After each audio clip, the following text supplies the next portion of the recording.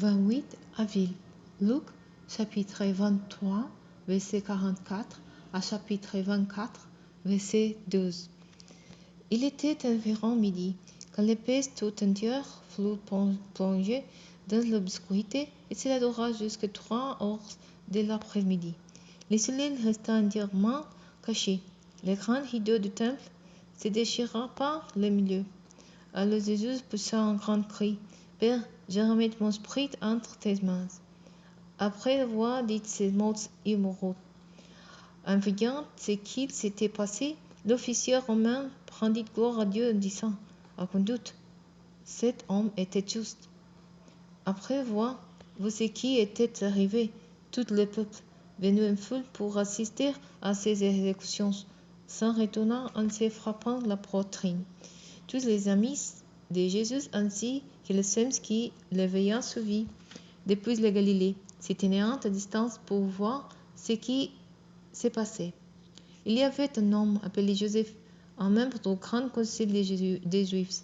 C'était un homme bon et droit, qui n'avait pas approuvé la décision ni les actes des autres membres du grand concile. Il venait d'Arimathie, en Judée, et attendait le royaume de Dieu. Il alla demander à Pilate le corps de Jésus.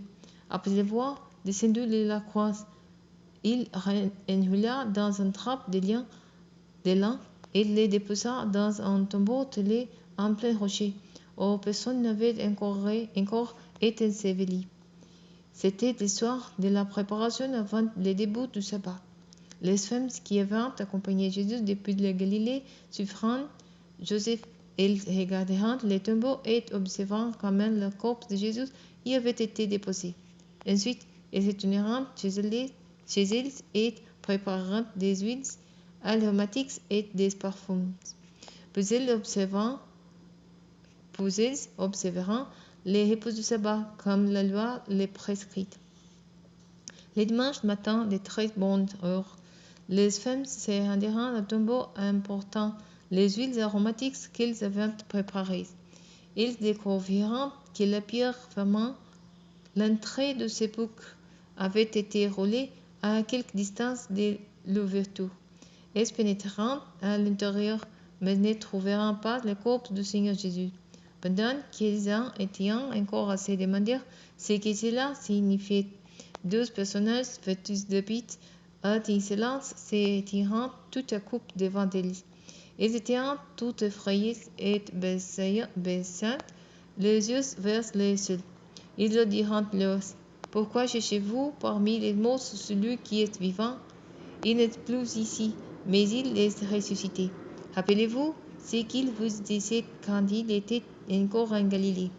Il faut que le Fils de l'homme soit livré entre les mains des pécheurs, qu'il soit crucifié et qu'il ressuscite le troisième jour. » Ils se souvinrent alors des paroles de Jésus.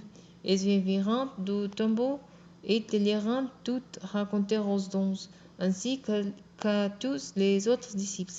C'était Marie de Magdala, Jeanne, Marie, la mère de Jacques, quelques autres femmes qui étaient avec elles, portèrent aussi la nouvelle aux apôtres. Mais ceux-ci trouvèrent leurs propos absurdes et n'y ajoutèrent pas foi. Pierre, cependant, partit et courut au tombeau. Ainsi péchant, il ne vit que des lignes funéraires. Il s'en retourna très étonné de ce qui s'était passé.